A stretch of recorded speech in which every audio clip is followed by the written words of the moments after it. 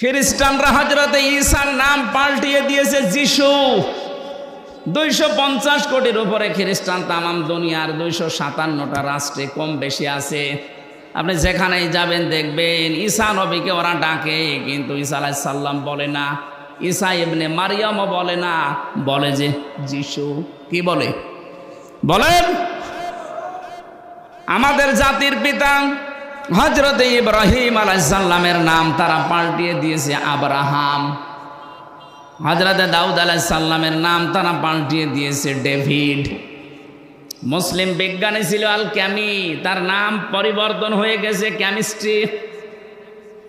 নবীদের প্রিয় সাহাবী একজন হযরত জাবির রাদিয়াল্লাহু তাআলা আনহু, তার নামও পাল্টিয়ে দিয়েছে আল জাবরা।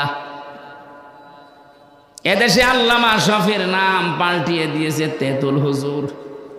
কথা বলে না কেন? শহীদ আল্লামা দেলাওয়ার হোসেন সাইদের নাম দিয়েছে দেল্লু শিকদার। আমি কি বানিয়ে বললাম? আমার নামও পাল্টিয়ে দিয়েছে পিসকে হুজুর।